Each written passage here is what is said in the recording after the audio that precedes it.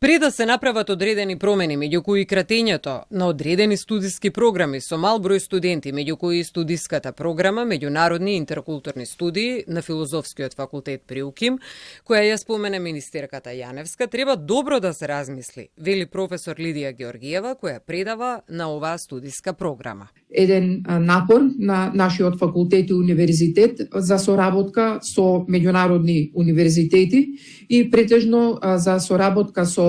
УНЕСКО како водешка институција во рамките на образованието и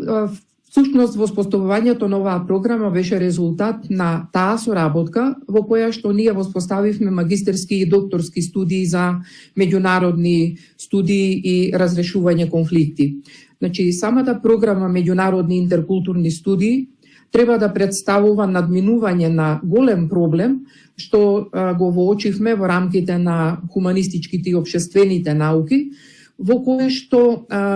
требаше да се истражуваат современи појави или проблеми во 21. век, а ние бевме ограничени со можноста за такво истражување. Во ситуација во која високото образование се соочува со хиперпродукција на монолитни дипломи, дипломирани студенти без никакво искуство и високо образование, кое е на дното на сите параметри на академски напредок на светско ниво,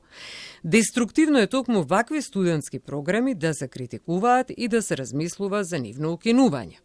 Ваквата реакција на студентите на Меѓународни интеркултурни студии следи по вчерашната изјава на министерката Јаневска во врска со кратењето на одредени студиски програми со 3 до 5 студенти и воведување на модуларни студии, предвидено во новиот предлог закон за високо образование. На почетокот беше пласирана како програма чии кадри се наменати за вработување во Министерството за надворешни работи, сега нели надворешни работи и надворешна трговија, токму поради позадината, нели сепак ние сме политиковози по меѓународни интеркултурни односи и носиме една експертиза која вклучува предмети од нели креирање на политики, градење на политички системи, па се до вклучување на родовата перспектива, вклучување на еколошката перспектива, како и вклучување на разликостите кои ги имаат групите во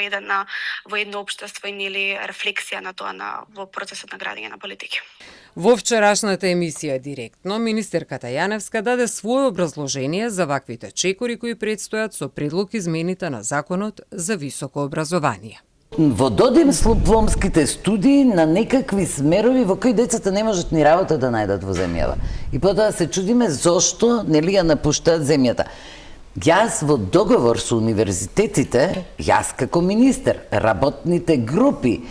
составени од професори, сметаат дека ова е подобро решение, дека модуларноста е нешто што подхитно треба да се врати во земјата за да создадеме квалитетни професии. Спротивно на ставот на Јаневска, студентите на меѓународни и интеркултурни студии сметаат дека малата бројка на студенти со интердисциплинарниот метод на функционирање, кој предпочита следење на предмети од повеќе факултети на УКИМ, како филозофскиот, економскиот, правниот и други факултети, представува само практичност и ефективност.